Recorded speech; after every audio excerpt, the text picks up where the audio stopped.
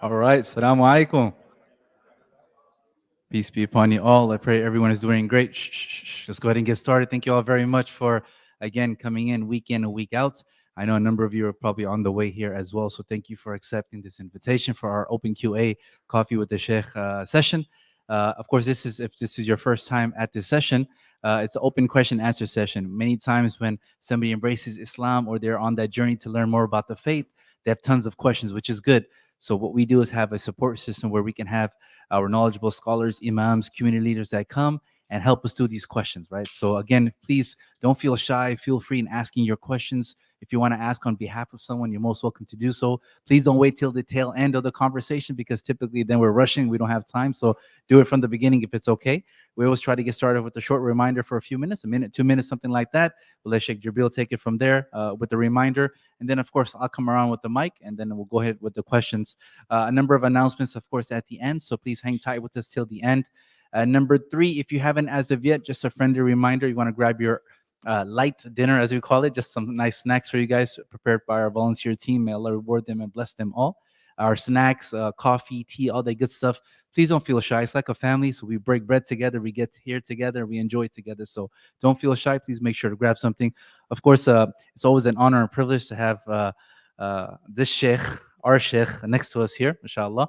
Shaykh Jibreel Speight. For those of you, if you're not familiar with Shaykh Jibreel, he's no stranger, of course, to our program, but he's someone that, of course, alhamdulillah, all thanks and praises to Allah. He's an educational chaplain at Chapman University, and also the chaplain of the MSA, the Muslim Student Association. He also, of course, lived and studied abroad in Mecca, Saudi Arabia for a number of years, and then came back and has been here with us in the trenches, as we say, for a number of years, helping us out. And a blessing that Shaykh Jibreel has is that he also reverted to Islam many years ago. So many of the struggles and the challenges that you might be going through, Shaykh Jibreel has probably gone through it many years ago, right? And of course, we're all going through our struggles each and every day, right? But the fact that we have someone that's as knowledgeable as Shaykh Jibreel and also has someone that has the experience, if you will, of embracing Islam or reverting to Islam, and everything that comes with that, it's an honor to have the Sheikh with us here today. So Shaykh Jibreel, I think we missed you last month, so we have to somehow squeeze you in for another session if you allow me. But may Allah bless you and reward you. Thank you for sacrificing. I know Friday is a busy day for you. You're doing a lot of stuff at Chapman and all around the community as well. So floor is all yours. It's always a privilege and honor to have you with us, ya Sheikh. Thank you so much. Assalamu alaikum. In the name of Allah, the Lord of mercy, the bestower of mercy, praise and thanks belong to Him, and may peace and blessings be sent upon the one who has been sent as a mercy to all of creation, our master and our leader, Muhammad, and upon his family, his companions, and those that follow them excellently and righteously until the day of recompense. We are in the 8th month of the Muslim calendar, and historically you find that scholars encourage the Muslims to become more serious about preparing for Ramadan. And we ask Allah to give us the life to be able to fast the month of Ramadan. I have a question to ask you. Who's never fasted before? Raise your hand, please. 1, 2, 3, 4. 4 of you. MashaAllah. 5. Okay, 5. Okay, got it. All right. So the rest of you that fasted, you should be able to answer this question. Why do we fast the month of Ramadan? Somebody should have, just like that. I'll ask it again. Why do we fast the month of Ramadan? I saw your hand way in the back. Go, sis.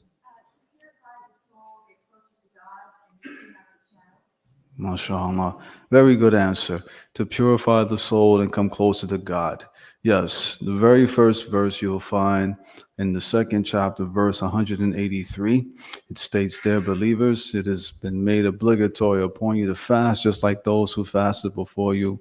Perchance you will have God consciousness. That's the number one reason why we fast. It has nothing to do with an exercise in starvation and a lack of thirst. That is not why we fast. It is not for us to tell non-Muslims or Muslims who don't understand that this is some sort of a materialistic reason why. Too many times when we talk to the non-Muslims about fasting, particularly, we like to bring all this philosophy, if you will, instead of them telling the truth that number one, we believe in God. God exists, the sustainer of all. Number two, what he commands us to do is for the benefit of all people. And one of the things that he does is tells us to fast for 29 or 30 days because it's for our benefit. So as we can be conscious of God. Next question is this. Would you like to start answering the question? I'll ask you.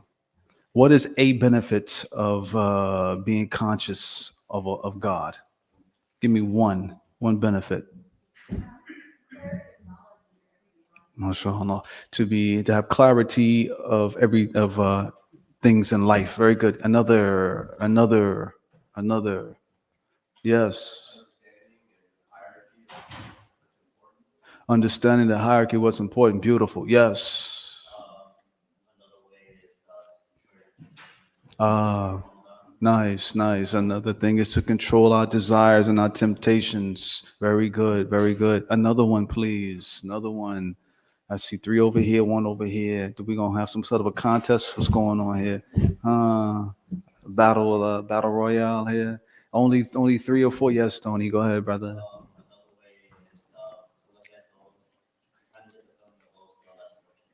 That is a very popular thing to say. Possibly. That's another thing that some say. It's a possibility. Yeah. Somebody else. Somebody else. To seek forgiveness. Very good. Another one. Yes. MashaAllah. Yes. Very good. To develop a discipline in life. Very good. Alaikum salam. Somebody else. Somebody else. Yes, ma'am. Oh, sister. Sorry. Huh? Oh, to learn patience, perseverance, and what have you. Very good. Come on, give me another one. A recalibration of yourself. Yeah, mashallah. Somebody else. Somebody else. You're not a new Muslim. You're not a new Muslim. You sit there. I love you, but sit there. Nah. Somebody else. Okay. Going once, going twice. Okay. Some other things to consider as well in our pursuit of trying to be more conscious of Allah or God is that it opens the door. It opens the door, of course, to get His forgiveness. Also gives us light to see what is the truth and what is not the truth. Also, it is a way of obtaining His allyship, to be an ally of Allah or God. Another thing, and this is all in the Quran. Another thing as well is that when a person is trying to be connected to God in their good times, not everybody's going through good times, but some are going through good times. When a Muslim, is connected to God in their good times, when they're tested with not so good times, God doesn't abandon them. And the Prophet had said this. Take the time out and make effort to know God, and God will know you. Or during the good times, God will know you during the hard times. So the statement from the Prophet, peace and blessings be upon him, is he stated that again. Take the time and make the effort to know about God during the good times. He will know you during the hard times. Meaning that when things get tough and you need Him, He'll take care of you. Another thing as well is that this pursuit in God consciousness also earns the love of God. And there are other things as well, but I'm sure you have questions and what have you. So one of the things I hope you will remember is that don't forget that the number one reason why we're fasting, and for you brand new to fasting, the number one objective is to develop a greater level of God consciousness, so as that'll help us navigate our lives in this life before we return to Him. That is why we do this. And there are other things as well, but that's probably the most important thing. When you go back and read the verses in the Quran, chapter 2, starting with verse 183, you'll notice that's the first thing He said. And then he talks about some other stuff and some other spiritual stuff, other spiritual stuff. And then toward the tail end of the verses about fasting, then he talks about the do's and don'ts of what to do. And there's a reason why. Because it is the inside, the interior, the conscious, the spiritual part is what really is the important thing. Too many Muslims focus on the do's and the don'ts, but don't think about the deeper meanings behind why we fast. I'll stop there, and Allah or God knows best. Thank you so much, Sheikh Jibreel. As always, may Allah reward you and bless you. I really love the point that you closed on in terms of focusing too much on the do's and don'ts. Those are important, of course, but we forget about the reasoning of the fasting and the spiritual component of it as well. So I really appreciate that. So, all right, brothers and sisters, again, so this is an open QA session. So any questions that you have, you want to ask, most welcome to ask. Of course, we want to give a preference to our brothers and sisters that are new to Islam, or any guests from other faiths that are on the journey. We give them preference, of course, for questions. Also, being that we're just literally a few weeks away from Ramadan, if you have any Ramadan questions, now is the time to ask, as opposed to the night before. As Sheikh knows, he's funny because you know what's going to happen. We get text messages, we get calls, we get emails an hour before Fajr kicks in, 2 hours before, 2 minutes before. So now is the time. Any questions like that, please feel free to ask. Again, this is why we have these platforms, to ask those questions. Bismillah, who wants to start us off?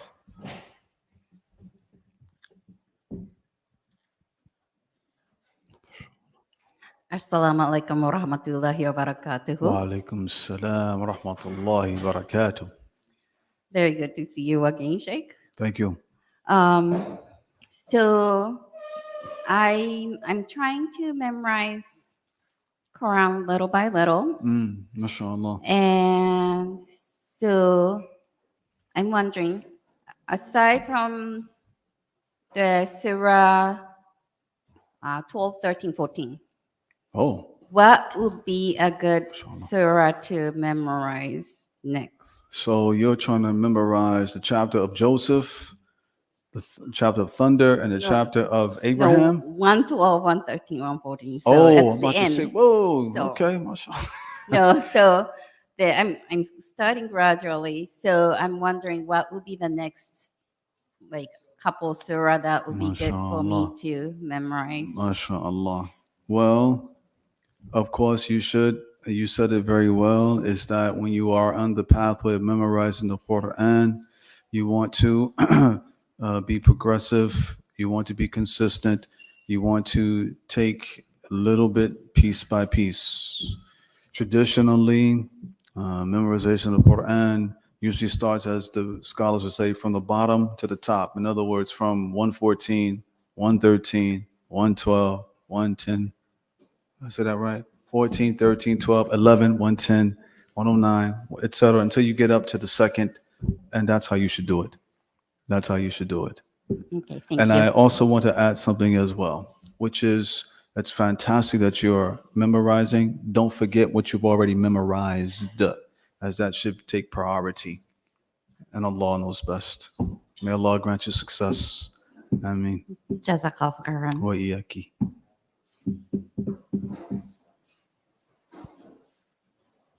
So you should see the brother side. Wow, chapter 12, or chapter 13, chapter 14, the long chapter. And Sheikh knew the title off the head. We're like, oh, mashallah. Allah reward you, inshallah. And by the way, I think we had announced it, but maybe we didn't. As you know, the Institute of Quran that we have here, the program for Quran memorization and to learn and to read the Quran in Ramadan, we have a Ramadan competition. And one of the categories is for converts or new Muslims. So if you haven't as of yet seen that, please make sure to check the flyer. Please register. They also have mentors that can help you through that process as well. So at least try, inshallah. Yes, brother Said. We want to give a preference to our brothers and sisters that are new to Islam, or we...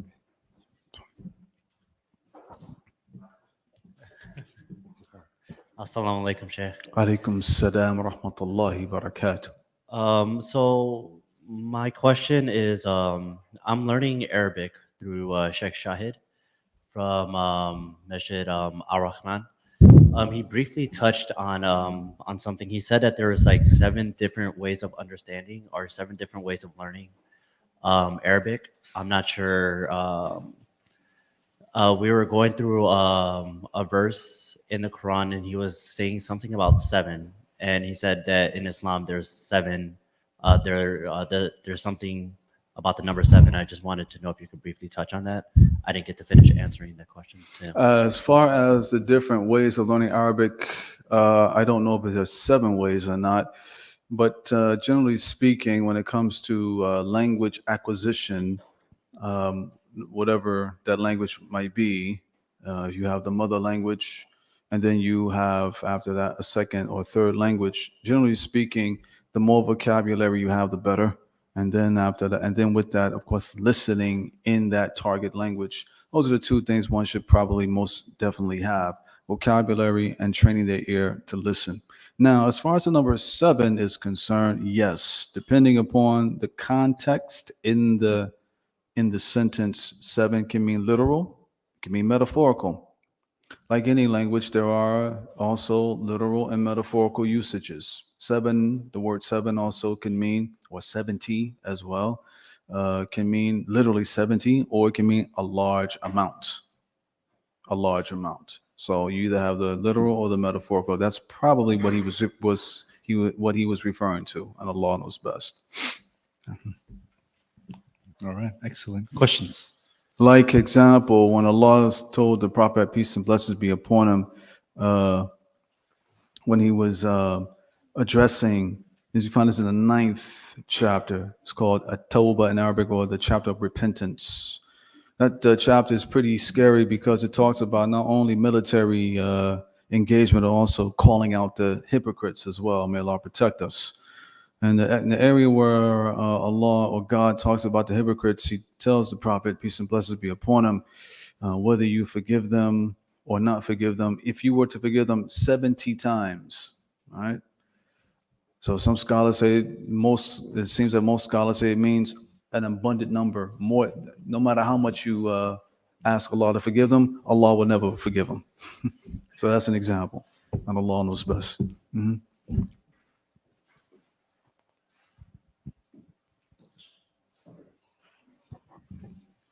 Assalamu alaikum.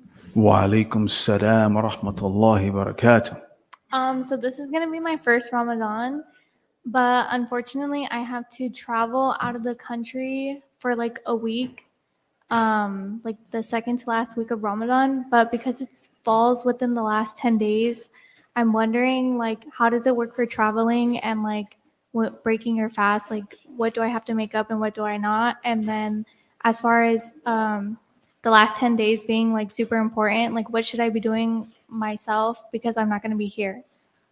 Okay, that's a great question. Would you mind me asking, where are you going to be?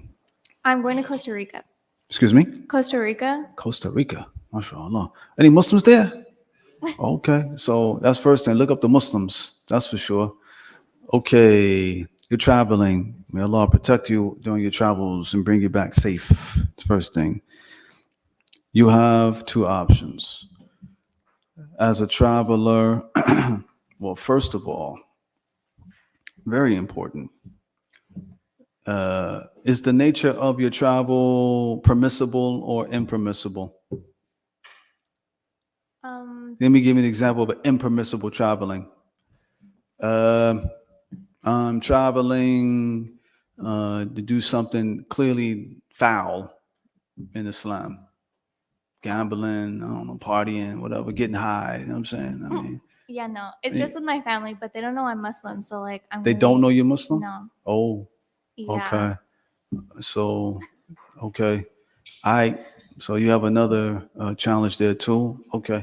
Sounds like it's a permissible travel. Sounds like it's a permissible travel. Look, this space right here, we just talk about it. All right, it's all good. All right. All right. Sounds like it's permissible to travel. Or this is a permissible travel. Do you know why I asked that question? Let me tell you why. Because in Islam, with the regulation aspect of what we do, prayer or fasting, etc., there are some do's and don'ts, okay, as I alluded to earlier. And Almighty God has given what you call concessions for certain actions. Concessions are things wherein, all right, this is the rule, but there are things that because of your particular situation, you don't have to follow those rules. That's what's meant by concession. Well, those concessions in Islam cannot be applied if the person that's doing it is doing it for something that's impermissible. You understand? That's why I asked that question. Okay. Now, traveling in the month of Ramadan, you have two options. The first option is to continue to fast. The second option is not to fast. Now, when you Yarhamakallah. All right. Now, when you're traveling, you want to make sure that you're not an actual traveler until you leave the city limits. Okay. Then you make the intention, I'm a traveler. Now you have a choice. You either break your fast, don't fast, or you fast. Do you think you might get sick if you travel? Okay. And many scholars would encourage you to still fast even though you're traveling. But you still have the option not to fast. That's up to you. Okay, you say, you know what? I'm not going to fast. So what do I do now? You make up the days when you come back here. So you have a whole year to make up your days. Okay. And I would recommend wintertime to make them up if you choose not to fast because the days are shortest. That's part one. Part two, I suggest that before you leave, you should find out where the Muslims are in Costa Rica. I suggest you find them, reach out to them, and go to the mosque there. If you can't, what can I do? Well, what you can do, of course, make sure you got your nice little app. Find out what time is dawn, what time are the other prayers, and what time is, maybe an hour or two before dawn prayer, so you can still pray. Okay, maybe I sleep some of the days I can't, I'm tired, it's that and the third. Don't forget something. As a traveler, you're still in a good position because when you make supplication as a traveler, your supplications are more likely to be answered. So I gave you sort of a toolkit, if you will, as to some things to consider throughout the course of your travel. May Allah the Most High grant you success. And then also, can I still fast on like an airplane? Because I've heard that. Yes, you can fast on the airplane. Sure, you can. Absolutely. Okay. Sure, you can. Sure.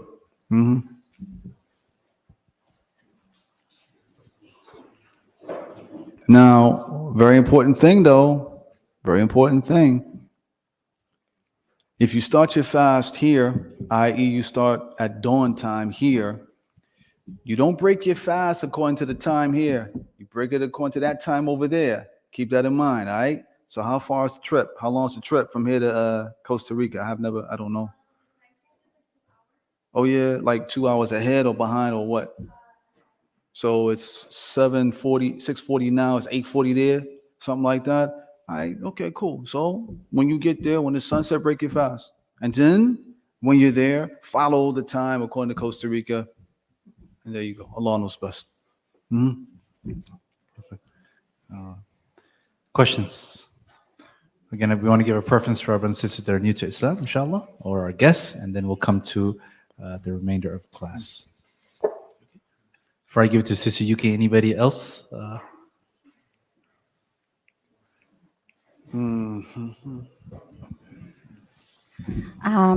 So during the Ramadan, I'll be traveling as well. I'm going to be going to Japan for a week, and the main purpose of going is to go see my parents and spend time with my parents. MashaAllah.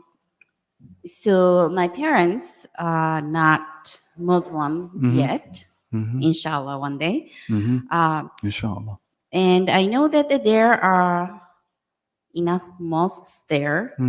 I'm hoping that I can convince at least my mother to come with me to a mosque once. But I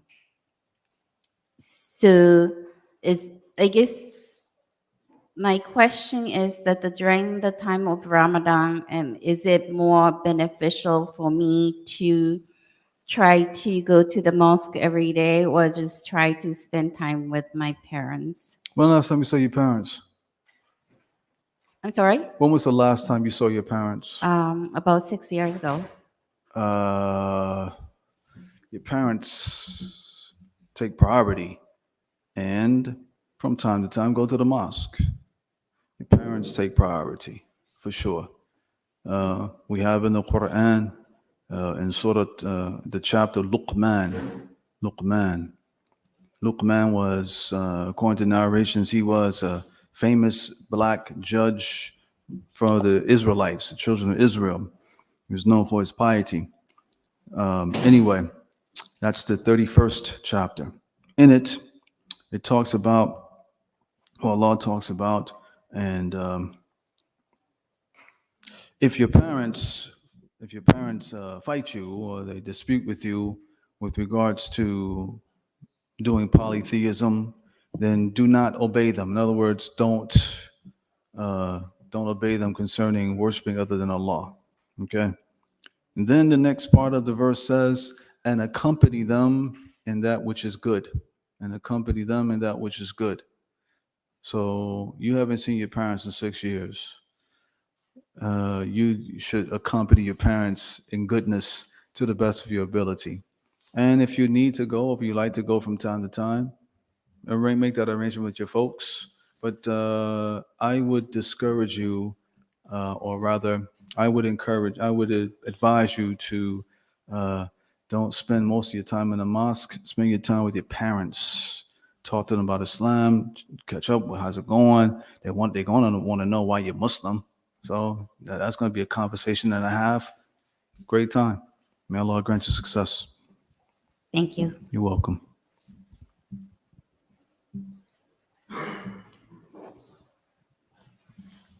Bismillah. Assalamu alaikum. Wa alaikum assalam wa rahmatullahi wa barakatuh. I noticed that during Ramadan, that first 2 or 3 days when you're fasting, you get a little irritable. Or I do. I get a little irritable. And I want to sort of be reserved. And then after that, you get sort of a heightened sense of awareness where to anything from sounds to energies of people are very heightened. How do you handle that? I mean, do you think maybe the first week you kind of reserve yourself away? Because your sense of smell gets heightened, your sense of energy gets pretty sharp. And yeah, I don't know about the research behind the five senses and how they become heightened due to a lack of food and drink. So you have to excuse me about that. But you said something very interesting, and I find this to be something of a concern. And I'm not directing this towards you. I'm directing it toward us as Muslims. I said earlier that this is the 8th month of the Muslim calendar. And I mentioned that scholars of the past used to encourage the Muslims to prepare for Ramadan. Well, guess what? The greatest way, or one of the greatest ways to prepare for the month of Ramadan is to do what? Is to fast this month. That's why. And Prophet, may Allah bless him and grant him peace. May God bless him and grant him peace. Used to fast. Matter of fact, a companion said to him, I've never seen you fast so many days than this month. And the Prophet, peace and blessings be upon him, said, this month is a month that many people are heedless to. It falls between the 7th month and the 9th month. During this month, the actions of the children of Adam go up to God for examination, although he already knows what's going on. And I love that my actions are being raised and examined while I'm fasting. So I would encourage, starting now, that Muslims start practicing fasting. Start tomorrow, start Sunday, start Monday, fast a few days. Fast, get used to it. So when it's time for Ramadan, man, I'm good. All right. That's what I would encourage you. Most welcome. If I may, while Jamal is getting the mic, I want to add something as well. I think it's very important, which is that, one of the things that we can do to make Ramadan more purposeful, whether it's the first time or the 30th, 40th, 50th time, is to understand the art of preparation. And what's the art of preparation in Ramadan? There are a few things. First thing I want you to think about, I don't answer the question now, I want you to think about it. What are your best hopes from Ramadan? What are your best hopes from Ramadan? I want you to think about that question now, okay? And I want you to consider that as a catalyst question when you enter, Allah willing, God willing, Ramadan. Then I'd like for you to think about as well, at the very least, consider three goals, just three. What three goals can you see yourself hopefully attaining? And then if you were to uh, attain those goals during Ramadan, how do you think that would make a difference in your life? How do you think that would make a difference in your life?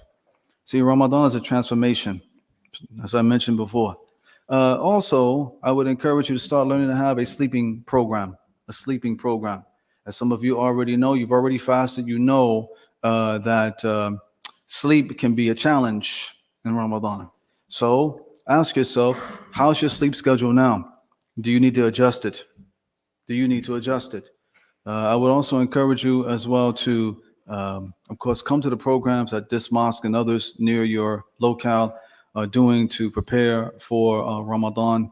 And I also would encourage you to start thinking about how much can you give financially daily. Yep. How much can you give daily? Prophet, peace and blessings be upon him, was the most generous person in the month of Ramadan. Now remember now, it's not like the Muslims were living rich. Nah, when during that time period, it was pretty tough. Yet and still, he was very generous. Peace and blessings be upon him and his companions. Many of them followed his example. So how much can you give? No matter how small, $1, great, excellent, good for you. $2, $3, how much can you give daily? And let that be your program. So when Ramadan comes, boom, next day, boom, next day, boom, next day, boom. It's just something that you just do because it's Ramadan. You don't know the smallest good action that you do might be just the catalyst that you need for a life transformation that you never ever conceived of before. But you won't know unless you benefit your best from what Ramadan has to offer. Right. So those are some things I would hope you would consider along with preparing for fasting now, and Allah knows or God knows best. All these different things here. No, it's beautiful. Thank you. As I get over to our dear brother Prism, just a friendly reminder, maybe about half an hour or so, or 20 minutes, and we have announcements. So again, if you have any questions, specifically even Ramadan questions, now's the time to ask. Number two, for those of you that are just joining us, please don't feel shy. Please make sure to grab your sandwiches, snacks, delicious, of course, coffee, tea here in the back. Please enjoy yourself, inshallah.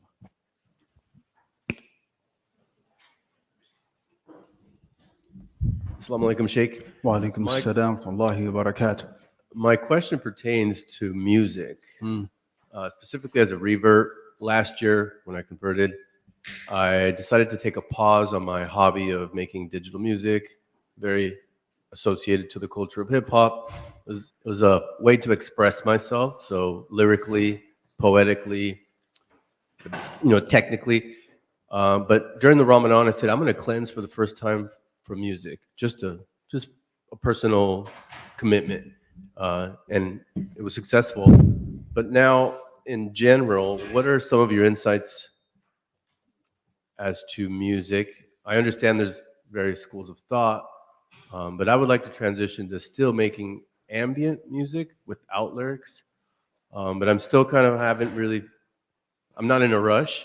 I've decided I'm just doing other projects, but I do want to circle back to music because it's always been a spiritual grounding base for me.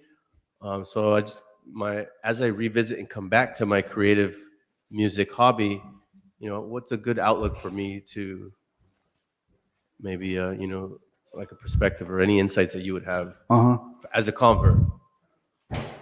What's ambient music? It's just like music without lyrics, like digital music. There is a genre in Islamic art called nasheed, and that's the only genre that we have. Okay, let's see. I can't think of any examples right now. Anyway, if you type in NASHEED on YouTube, no music, you'll see some examples of that, okay? Now, you mentioned that there are various positions concerning music. Music is impermissible. Music is impermissible, full stop.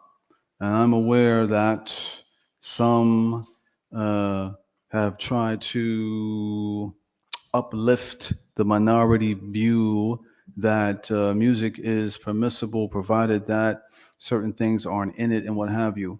Um, I do not take that position. I believe that, and you might have others of my colleagues who would differ with me. That's fine. But my position is that music is impermissible for various reasons, including that there is a problem that we have in our day and age, and I'm seeing it more and more, and I'm not saying you specifically. There is a problem where we're finding Muslims, both who have embraced and those who've been born and raised, that their relationship with the Quran is pathetic. Their relationship with the Quran is pathetic. There is no clinging to the Quran. The Prophet may Allah bless him and grant him peace, had mentioned, indeed, this book elevates people and humiliates other people. Music don't do that. Okay. He also mentioned that the Quran is an invitation. He described it as a banquet of God. So accept the invitation to the best of your ability. All right. So if you want to use your talents, and I think that's great, consider using it for a nasheed. And sometimes you may hear it in weddings or fundraisers and what have you. That might be something that you could channel your talents to, especially if you're going to be talking about Allah and His Prophet and the Day of Judgment. Those are the topics that I would hope you would consider doing when you get back into it. And you can also make it wherein it is comfortable, it's soothing. People can put the headphones on, work out with it, or something of that nature. Allah knows best. So when you say music is impermissible, are you referring to instruments in general across the board? Any instrument is? Yeah, so there is a discussion about that as well. I am not of the position that instruments are permissible. There are those who do. I don't take that position. So you might want to consult those if you wish. But that's my position. And Allah knows best. I appreciate it. Thank you. Of course.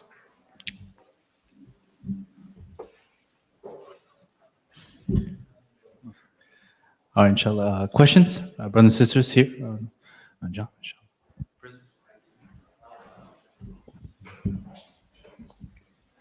Assalamu alaikum wa rahmatullahi wa barakatuh. Alaikum salam wa rahmatullahi wa barakatuh. I just had a question. If you could review the less obvious ways that we can break our fast, besides just eating and drinking, but getting angry, different things like that can break our fast. Can you review that just as a little bit of a refresher going into Ramadan? Some of the things that can break your fast other than eating and drinking is that you change your intention from being a faster to not being a faster. All right, that's something that might happen. Also, things that can, let's see. How old are you? Yes. 11. How old are you? Huh? Beautiful. Okay. Let's see here. How old is the young sis? How old is she? 12 years old. Okay. There are certain things I need to say in front of the adults. I can't say it in front of them. Okay. So who are you here with? Where's your mom? That's your mom. Okay. Who are you with? Who's your mom? Okay. Yeah. All right. Parents, I need for y'all to, if you can just take them out just for 1 minute, please. Thank you. Huh?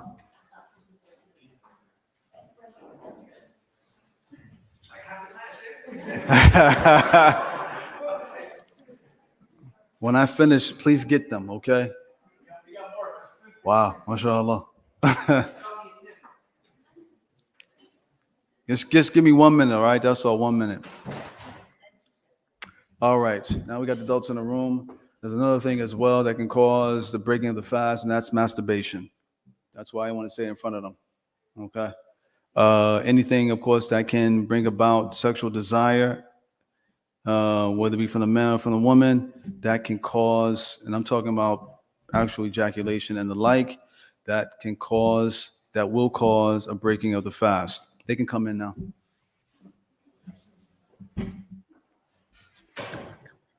Come back in.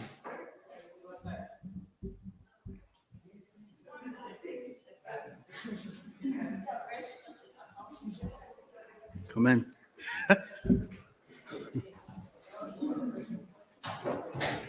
Thank you. Thank you. I appreciate that. Thank you so much. I appreciate that. Thank you. I know y'all like, man, that's interesting. All right. I mean, okay. So as far as things like getting angry and what have you, that does not break your fast. That may reduce the reward, but it doesn't break your fast. Talking about people behind their back, backbiting as it's called, that does not invalidate the fast, although it does reduce the reward. Committing oppression toward other people doesn't invalidate the fast, but it does say something about people who don't fully understand what the point of fasting is in the first place. So there are certain things, and then there are some other things that maybe some people can think that it's going to break the fast, but they do not. For instance, of course, we should brush our teeth when we're fasting. Okay, I brush my teeth, I rinse my mouth out, I spit out the toothpaste stuff. The remaining saliva and the toothpaste that I happen to swallow, does that break my fast? No, it doesn't break my fast. Anybody that takes an injection, if the injection is of such where it's a nutrient-based type of injection, all right, nutrient-based type of injection, that will nullify your fast because it's the equivalent of eating and drinking. Other injections don't go into the digestive system. They just go to the circulatory system. That does not break your fast. Okay? What about smoking cigarettes, nicotine patches and stuff? There's some people that be smoking. All right. There are people that be smoking. All right. They don't smoke, so they put the nicotine patch on it. Does that break their fast? It seems that scholars have said no, it does not break your fast. Smoking is the actual inhaling of the smoke and everything that goes into your system. The nicotine patch doesn't do any of that. That's why they said that. And God knows best. Those are some things to take into consideration. I hope y'all don't smoke, but I'm just now, y'all trying to get down with that herb, the reefer and everything. I can't help you there. I don't know what to tell you. Ain't no patch for that, is there? I don't know, man. But anyway, yes. Assalamu alaikum. Brother Defino wants to know during with some health issues. Doing some what now? With some health issues, he wants to know if he can't fast during the month of Ramadan. What else can he do? Beautiful question. Beautiful question. There are some people who can't fast. What can I do? You feed a poor person a meal every day. You feed a poor person a meal every day, whatever meal it might be. Okay.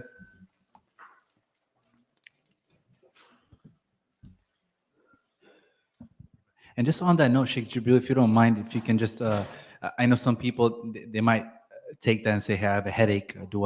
Is that considered like, so the question, can you just define to us if you don't mind? The question is, Jamal is wondering, so what is considered to be sick wherein I can't fast? Sickness, when it comes to people who cannot fast, refers to if you were to fast, that would increase your sickness, or that would cause greater harm or something of that nature. So that's what it means. So there are people, for example, who are diabetics, for example. There are people who are diabetics. May Allah protect us. May God protect us from diabetes and cure us who do have diabetes. You should consult with your doctor, but usually studies have shown that fasting actually contributes positively to diabetics. Actually contributes positively to diabetics, not negatively. unless the person is really in dire straits. But again, consult your doctor concerning that. Consult your doctor concerning that. Like I said, sickness is of such we're in. If someone has a major sickness and fasting would make that worse, then they are not within their circle to fast. They feed a poor person. If someone has a cold, if someone has a headache, if someone is, I don't know, whatever, they still have to fast. What about COVID? All right, how about COVID? It seems that the person that has COVID, may Allah protect us, may God protect us. If they have that, then it's probably better not to fast, but make it up when you're healed, and God knows best. Now, for those people that have sicknesses wherein they can't fast whatsoever, like I said, you feed. You do not make up those days. You don't make up those days. Okay. And God knows best.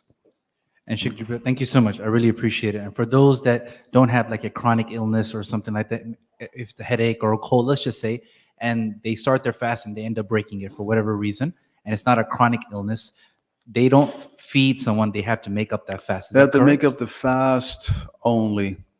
That's it. Good for them. All right. Perfect. Good for them. Now, as far as those people that know that, well, you didn't ask the question, so I won't open it up. Go ahead. Here's the next question. And just because we're blessed, we have many people embracing Islam, as you know, Shaykh Jibreel, the number of people online here as well. For many of them, this is their first Ramadan, never fasted before. We encourage them, of course, to fast in this 8th month. Let's just say they're not able to. Or, as you know, in Ramadan, we have a spike of people that convert to Islam in the month, like the first day, second day. What suggestions, what advice would you give them in terms of them approaching Ramadan? It's their first Ramadan. If they fall short or they're saying, hey, I'm going to try my best. I agree with this one of the pillars, fasting in Ramadan. How should they mentally approach that as well? They've never fasted, right? You understand what I'm saying here, Sheikh? And the reason why I'm parked in this question is because you're blessed, alhamdulillah, you embrace Islam. I'm trying to see if we can go back to your first year. Islam in Ramadan. In Ramadan. Yes, I embraced Islam in Ramadan. And it was late afternoon. It was a sunny day. It was a nice, cool, crisp day. And I told my friend who was Muslim.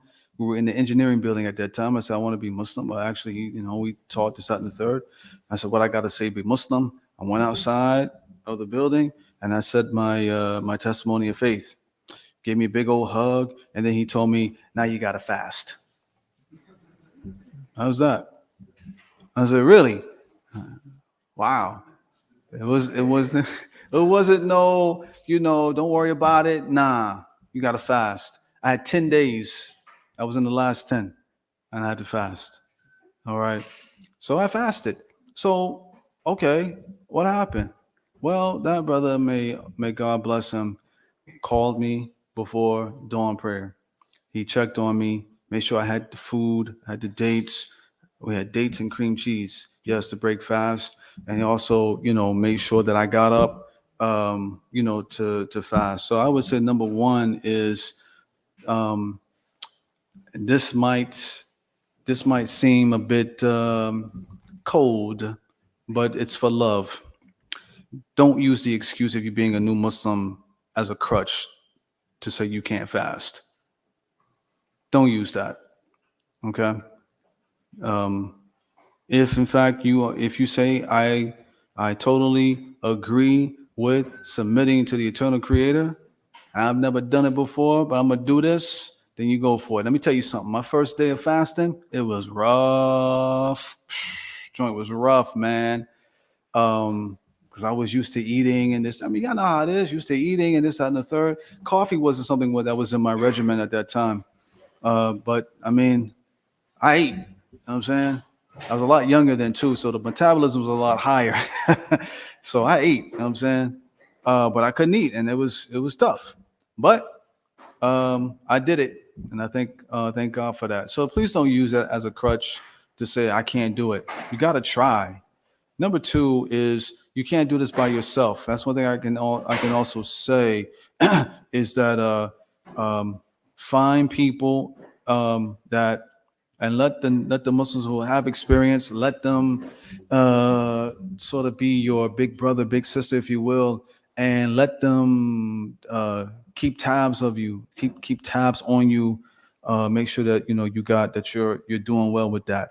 I would encourage you, yeah, to do that. So don't use being a new Muslim as an excuse of not trying to fast. Number two, make sure that you have people around you that really want to support you to the best. You got the smartphones, you can do the FaceTime, whatever that you're using as well to make sure y'all good. Have these communications in place. Come to the mosque as much as you can as well. Come to the mosque as much as you can and hear the reminders about the beauty of fasting and what have you. That's going to help you. And talk to people like myself if you need to for words of encouragement. So I'll ask the question again for you new Muslims that are brand new to the scene. Welcome to the family. All right. Welcome to the community of the billions of people. Question is for you as well. It's my first Ramadan. What do I hope for, or hope from rather, this Ramadan? No matter, even if it's just one thing, that if that one thing is I can indeed fast 29, 30 days with all the stuff that's going around me, that's huge. That's huge.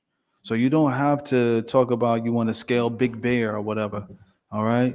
Just simply saying, look, if I can just go through this with the changes in my life that's going on, I tell you, that's a huge difference. And it says a lot about you as a person. Now, there'll be some people who are going to slip up and what have you. For those that slip up, you have to make up those days. All right. Why? Because fasting is a right that God has placed on you, just like prayer. Prayer is a right that we have to give to God. Full stop, man. Full stop. And we need to respect God. And respect God is to do the things He has commanded us to do to the best of our ability and to refrain from the things that He has prohibited.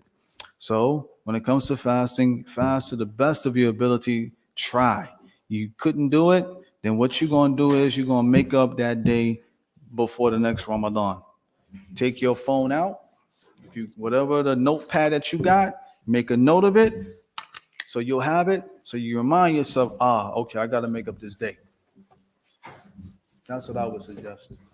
Perfect. Shaykh Jibreel Speight, please give it up for our dear Shaykh Jibreel Speight.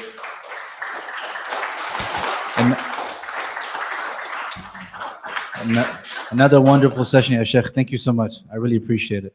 I appreciate everyone with your questions. Of course, it's always an honor. Every imam or sheikh that's sitting on the chair and the table here helping us through this journey. We really appreciate it. So thank you, Sheikh. I really appreciate it. Allah reward you and bless you. And of course, if anybody has any further questions that we weren't able to get to, I know there's a number of questions here online. Please forgive us. As you know, we have a potluck coming up right after this session. So I'm going to get fired if I don't quickly, get this going, because the team is quietly preparing in the kitchen. And that's one of the amazing things here at this masjid, this mosque, is the amount of programs and services that we have for each segment of the community, which is amazing. So the potluck, of course, is for the whole community, so we can all break bread together. But again, inshallah, thank you all very much for your questions. Just some announcements, and we'll call it a session. First thing is, and I know you guys have heard me say this multiple times, but we still need help in the kitchen, please, particularly in the kitchen. Once the event is done or our classes are done, sometimes there's, again, 2 or 3 people left to do like an hour plus of work in the kitchen. So if I can encourage you guys, please, 2 or 3, if you guys can hang out with us, particularly in the kitchen, to help us out, I would really appreciate it. Number 2, if you guys can all see this little postcard on your table, everyone should have this postcard. This is what we call Fast What's a Muslim. Everybody has this postcard in front of Fast What's a Muslim. Alhamdulillah, all thanks and praise to Allah. A number of years now where we've done this part of our da'wah, part of our outreach to people of other faiths, non-Muslims, to educate them about Islam. Many people are curious about Islam. Allahu Akbar, Allahu Akbar. It's our Akbar. responsibility to do our best to reach out to them as best as possible. So again, this event is for non-Muslims. This event is for guests from other faiths. However, if you're bringing your neighbor, you're bringing maybe a non-Muslim family member, then of course come with them. But what we don't want to have is a whole room full of Muslims, right? You guys can come anytime. But this event is catered for people of other faiths. Number 2 is that really quick, please. Each and every one of you knows at least one person from another faith, whether, again, a family member, a co-worker, whoever it might be. I need you to invite at least one person, please. it's really nice when we come to these events, when we see أشهد family members of our new Muslim أن family at these events. So again, محمد please do your best. This is in Ramadan. رسول It's going to be Sunday, March 17th. Registration's already gone out. A number of people already, alhamdulillah, have started to register. As you know, once we hit capacity, أشهد we can't take any more just because we أن don't have the room for محمد it, right? So please sign up sooner than later. Number two, I encourage you all to post this on. I was just talking to Shaykh Jibreel. He was mentioning it to me, and somebody else came and said, I did 4 posts on حي على neighborhood apps such as like nextdoor.com, if you guys are familiar with it. So Shaykh Jibreel said he saw our post on there. Somebody posted it. I'm pretty sure it's Zayd. but somebody posted it, and it's like, would you like to fast with what was it, Shaykh? With your Muslim neighbor or something? And already have people that are like going on it and opening to sign up. So again, you all are part of some neighborhood in this area or your locality. Go on nextdoor.com, just post this and invite them from your heart as best as you can. Of course, coffee shops, laundromats, there's always places where you can post it with the permission of the admin there. Please make sure to get permission and just post it. All you have to do is just try it. Just gotta try. Allah will take care of the rest. Our duty is just to try and put the word out there. So please don't forget about this. Again, please sign up sooner than later. Number 3, I just want to, on behalf of IOC, our new Muslim program, I want to welcome our dear brother Michael Tran back from Vietnam. Michael just came back the other day. As you guys probably remember, Michael, he went to go back home to visit his family, and he just got back a few days ago, if I'm not mistaken. So Michael, you were missed, man.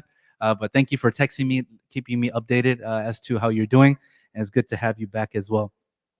Number 4, we have 2 events tonight. 2 events, so it's a very busy Friday, which is a blessing, alhamdulillah. All thanks to Allah. Number 1 is, of course, we're going to pray at 7:30. That's more important. But after the prayer, our 7:45, we have what we call a soulful dialogue. As you see, the stage is set inside the prayer hall. It's going to be with Ustad Tabari and Brother Wali. They're going to do a discussion on, if I'm not mistaken, do I have it here? I do have it here. It's on addressing addiction in the Muslim community, or addressing addiction, right? So they're going to have a discussion right there, 7:45. And then at 8:30, inshallah, God willing, we're going to have our community potluck inside here in the multi-purpose room. So 7:45 will be inside there. We'll transition back here at 8:30. Then this coming Sunday, we're blessed. As you guys know, on Sunday, we have our Islam 101 class. Sunday, we have our Islam 101 class. This Sunday, we're going to change it up a little bit in that we're doing our Ramadan prep. It's going to be from 11 a.m. to 3 p.m. 11 a.m. to 3 p.m. this coming Sunday. It's for the whole community. So, of course, we should all be there. Our class should be there, in addition to the community as well. So we have 3 different scholars that are coming to help us out to navigate this, inshallah, God willing. So please don't forget, this coming Sunday, it's not our regular timing. Rather, it's from 11 a.m. to 3 p.m. Number 4, we would like to always support our brothers and sisters, particularly that are new to Islam, and when they're entrepreneurs or starting new halal businesses. And so we can't forget about our dear sister Megan, who's part of IIC. As most of you know, particularly on the sister side, she has a boutique called Lazwina Boutique here on Brookhurst, what they call Little Arabia. Being that it's Ramadan, I'm assuming, I could be wrong, I'm assuming maybe the sisters are going out and purchasing things for the Eid or for Ramadan. If I may just suggest to just check out Sister Megan's boutique there. It's amazing. And if you can support her, it'll be amazing. So I know she would appreciate it as well. And she's always actually supporting. When you go actually inside her store, she has a dawah table right there. Right when you walk in, free Qur'ans in English and Spanish flyers. And she's also referred a few of the sisters there to come here that were either interested in Islam or they were new Muslims, but they didn't have a support system. So again, Sister Lazwina Boutique here in Anaheim on Brookhurst Street, inshallah. Of course, donation box is here. If you guys can help us out, offset expenses, we would appreciate it. Snacks, all that good stuff is here. Tea, coffee. Of course, the potluck will have some as well. I wanted to welcome 2 people. One is Ryan. Ryan's not here, but I think he's online. So today during Jummah, during Friday's sermon, as you know, we have a table outside. We're always there for the community, offering services of, like new Muslim classes, helping new Muslims or people that are interested in Islam. And so the table that was next to me, it was from CARE, the CARE, right? Council of American Islamic Relations. And they had a booth. And then the brother who's at the booth, he said, I converted to Islam 3 months ago. And he was just like right next to me. I said, do you know this, the table that man? I showed the postcard. I said, like, new Muslim service. He's like, oh my God, it's amazing, right? So it was my first time meeting Brother Ryan. Ryan embraced Islam again 3 months ago. And he's like, man, in the short period of time, the welcome I got here was amazing because he met the other family members from the community and particularly from our convert community as well. So that was amazing. So Ryan, if you're online, may Allah reward you and bless you. And then it continues. I was still at the table. And after meeting Ryan, I have two sisters came up, and again, I won't forget this. Two sisters came up, and this is something that's happening quite frequently with our brothers and sisters. They came up to the table and they said, basically, I would like to become a Muslim. Like, what do? I want to do Shahada. And of course, we're all jumping for joy. I think my brother-in-law was there as well. He also converted to Islam, and he was like, and they were visiting us from LA. And it was just amazing. So we went over the basics of Islam. And then our sister wanted to take her shahada, and she took her shahada, or her testimony of faith, after the first sermon. And she's actually here today in class. So Sister Valerie, if you can just raise your hand, please. A little bit higher, if you don't mind. This is Sister Valerie here.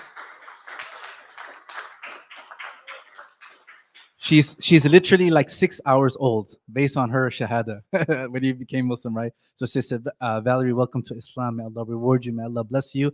And Sister Judy, who brought you as well. May Allah reward you. Sisters, please make sure to welcome our sister, inshallah, God willing. And again, as I keep mentioning, please make sure to welcome one another, support one another. We're blessed. And this was just welcoming somebody in the lobby. Imagine so many mosques nationwide, people are going to learn about Islam, and we can either help them or we can actually make them turn away, right? And just from our interaction with them, we want to do our best to always be welcoming to them. So may Allah reward you all and bless you all. Again, please don't forget, we do need help in the kitchen. If we can have 2 or 3 volunteers to help out.